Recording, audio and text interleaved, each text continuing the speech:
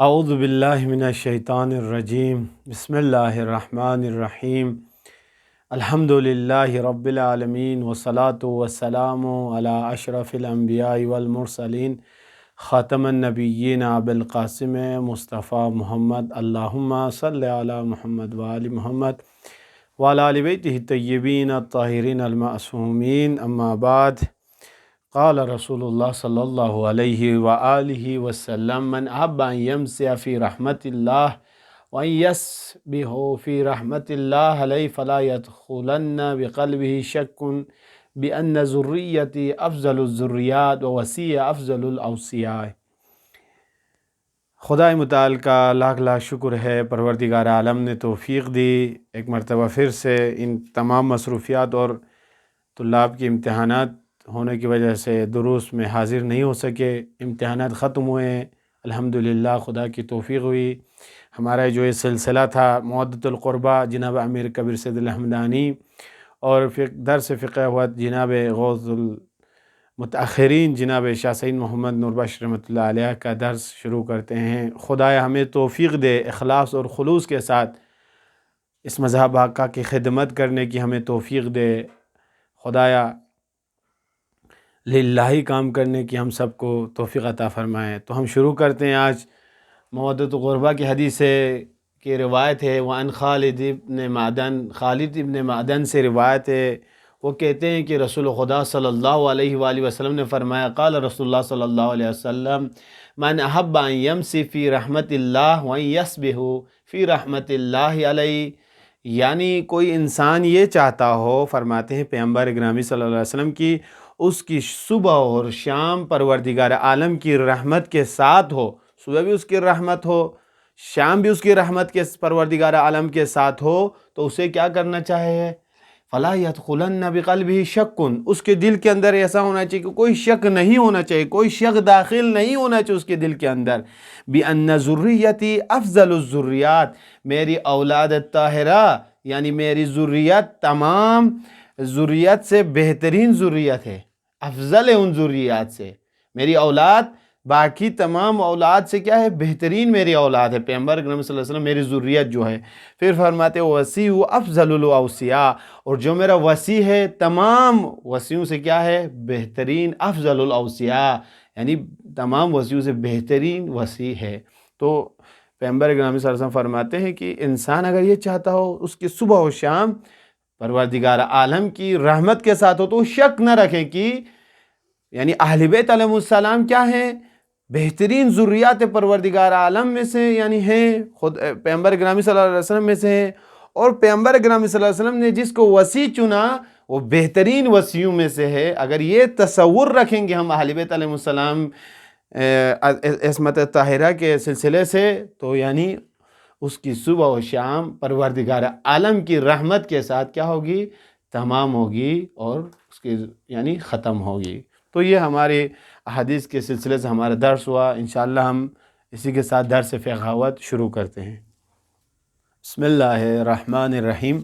تو احادیث مبارکہ کے بعد ہمارا درس فقہوت ہم شروع کرتے ہیں۔ ہم نیت کے سلسلے سے واجبات نماز میں ہماری بحث چل رہی تھی۔ گزشتہ درس میں ہم نے نیت کے سلسلے سے بیان کیا تھا کہ نیت کیسے کرنی ہے، نماز کے ارکان ہیں یہ، ٹھیک ہے۔ تو پہلے نیت تھی، آج نیت کے جو باقی بحث چلا ہے اسی سلسلے سے شاہ سید محمد نور بخش رحمۃ اللہ علیہ نے یہاں پر کچھ مثالیں دی ہیں نیت کے سلسلے سے کہ نیت کرنا، کیونکہ روایت بھی ہے قال رسول اللہ صلی اللہ علیہ وسلم انما الاعمال بالنیات، تمام اعمال کا دارمدار نیت پر ہے، کیونکہ نیت ہی سب سے مست چیز ہوتی ہے۔ کسی انسان کو کہیں پر جانا ہوتا ہے، کسی ہدف پر پہنچنا ہوتا ہے، پہلے وہ مقصد کیا کرتا ہے؟ مبدا اور مقصد کو وہ معین کرتا ہے، تب وہ جا کر وہاں پہنچتا ہے۔ تو اسی سلسلے سے بحث آج ہماری اسی نیت کے سلسلے سے فرماتے ہیں وَهِيَ شَرْطٌ لِوُقُوعِهَا قُبَيْلَ الصَّلَاةِ وَرُكْنٌ لِسِيَرَانِهَا فِي جَمِيعِ أَجْزَاءِ الصَّلَاةِ كَالدَّمِ فِي أَعْضَاءِ الْإِنسَانِ كَمَا أَنَّ كُلَّ عضو يخلو من الدم كان ناقصا۔ فرماتے ہیں کہ یہ جو نیت ہے، میں نے یہاں لکھا ہے کہ نیت نماز سے پہلے پڑھنا، کیا یہ شرط قرار دی گئی ہے کہ نماز سے پہلے واقع ہو نیت، ٹھیک ہے، کیونکہ یہ رکن ہے، کیونکہ مثلا تمام نماز کے اندر یہ کیا رہتی ہے، جاری رہتی ہے نیت، ٹھیک ہے۔ فرماتے ہیں اعضاء صلاۃ کالدم فی اعضاء الانسان، جس طرح انسان کے جسم میں خون تمام بدن میں گھومتا رہتا ہے، اس کا مثلا ہر جگہ پر خون چلتا رہتا ہے، اسی طرح یعنی خون کی مثال دی ہے نیت کی شاہ سید محمد نوربخش رحمۃ اللہ علیہ نے، کما ان کل عضو یخلو من الدم کان ناقصا، اگر مثلا انسان کا بدن خالی ہو جائے کس سے، خون سے، ٹھیک ہے، خون نہ رہ جائے تو وہ بدن کیا ہے، ناقص ہے۔ اب ہمارے پورے مثلا جسم میں خون چل رہا ہو تو ہمارا بدن صحیح و سالم ہے، اسے بدن کہا جائے گا، ٹھیک ہے۔ اسی طرح نیت کی مثال قدم ہے، یہ تشبیہ دی ہے خون سے۔ اس کے بعد فرماتے ہیں وَكَذَا كُلُّ جُزْءٍ مِّنَ الصَّلَاةِ أَن يَخْلُو مِنَ النِّيَّةِ كَانَ نَاقِصًا، اگر پوری نماز آپ کی کیا ہو، نیت سے خالی ہو، نیت سے خالی ہو تو مثلا کیا ہے، ایسے ہے کہ جیسے مثلا نماز ہی نہیں ہے۔ پھر فرماتے ہیں شاہ سید محمد نوربخش رحمۃ اللہ علیہ والاخلاص فیہا بمثابۃ الحیات فلا تجہر بہا لأن الدم ما لم یظہر لم یحکم بنجاستہ، فرماتے ہیں کہ فرض نماز میں مثلا نیت اخلاص مثلا اس کے اندر خلوص پیدا کرنا، نیت کے اندر یہ مثابہ حیات ہے، یعنی کیا ہے، فرماتے ہیں خلوص زندگی کی مانند ہے، ٹھیک ہے، کیونکہ فلا تجہر بہا، کہ وہ ظاہر نہیں ہونا چاہیے آپ کا اخلاص اور خلوص، کیونکہ اس کی تشبیہ دی لأن الدم ما لم یظہر لم یحکم بنجاستہ، جب تک خون آپ کا ظاہر نہیں ہوتا تب تک اس کے اوپر نجاست کا حکم نہیں لگایا جاتا ہے۔ خون آپ کے بدن کے اندر ہو تو اس کے اوپر نجس نہیں بتایا گیا ہے، آپ کا خون پاک ہے، لیکن جب خون نکل جاتا ہے، ظاہر ہوتا ہے، تو اس وقت اس کے اوپر نجاست، یہ ناقص بتایا گیا ہے کہ یہ نجاست کا حکم اس کے اوپر لگا جاتا ہے۔ فَكَذَلِكَ، اسی طرح نیت ما لم تجہر لم یحکم بقباحتہا، جب تک نیت اگر آپ کی ظاہر نہ ہو تو اس وقت قباحت کے حکم نہیں لگایا جا سکتا آپ کے اوپر، کبھی نہیں کہا جا سکتا۔ آپ کی نیت آپ نے اندر سے پڑھی، مثلا اصلی فرض صبح ادان لیجوب قربۃ اللہ، ظاہر کیا تو اس کے اوپر قباحت کا حکم لگ جائے گا، لیکن آپ نے دل سے پڑھا نیت کو تو اس کے اوپر قباحت کا حکم نہیں لگ سکتا ہے۔ جس طرح خون کا بتایا آپ کو کہ خون جب تک ظاہر ہو جائے تو اس کے اوپر نجاست کا حکم لگتا ہے، جب وہ اندر ہے تو اس کے اوپر نجاست کا حکم نہیں لگتا ہے۔ اس کے بعد نیت کا طریقہ بتایا ہے کہ آپ نیت کیسے کریں، فرض نماز کی نیت کیسے کریں، اور آپ کی قضا شدہ نماز کی نیت کیسے کریں، یہ فرائض کی نیت کیسے کرنا ہے اور غیر فرائض کی نیت کیسے کرنا ہے، اس سلسلے سے فرماتے ہیں وَيَنبَغِي أَن تَقُولَ فِي الْحَاضِرَةِ أَدَانٍ وَفِي الْفَاتِحَةِ قَضَاءً، یعنی آپ کے جو حاضر ابھی نماز صبح فرض ہوئی ہے، وقت ہوا، آپ پڑھ رہے ہیں تو نیت کیسے کرنا ہے، اداءً کہنا ہے آپ نے، ٹھیک ہے، اداءً کہنا ہے آپ نے۔ اور اگر آپ مثلا کسی نماز کی قضا پڑھ رہے ہوں تو اس وقت آپ نے کیا کہنا ہے، قضاءً، اصلی فرض الصبح قضاءً لیوجب قربتاً الی اللہ، اصلی فرض الصبح اداءً لیوجب قربتاً الی اللہ، یہ ترکیب بتائیے فوت شدہ نماز کی نیت کی طریقہ اور ادا کی صورت میں آپ نماز پڑھتے ہیں اس کا طریقہ بیان کیا ہے۔ وَيَصِحُ بِالْعَكْسِ، فرماتے ہیں اس کا الٹا بھی صحیح ہے، کیسے، آپ ایسا بھی کہہ سکتے ہیں، ادا بھی کہہ سکتے ہیں اور قضا بھی کہہ سکتے ہیں۔ فرض میں مثلا ادا بھی کہہ سکتے ہیں اس وہاں پر قضا میں، اور قضا میں آپ ادا بھی کہہ سکتے ہیں اور قضا بھی کہہ سکتے ہیں، کوئی مسئلہ نہیں ہے۔ وفی غیر الفرائض ينبغي ان تنوي بهذه السورة اصلي سنة الظهر 4 ركعات او ركعتين او العصر او المغرب او العشاء او الصبح قربة الى اللہ، فرض کے علاوہ جو دوسری نمازیں ہیں آپ نے نیت کیسے کرنی ہے، آپ نے اس میں ایسے نیت کرنی، اصلی سنت الظہر، اگر آپ صبح کی سنت پڑھ، اصلی سنت الصبح رکعتین قربتاً الی اللہ، اس کے اندر آپ نے فرض اور قضا نہیں لانا ہے، اصلی سنت الصبح رکعتین قربتاً الی اللہ، اسی طرح اصلی سنت الظہر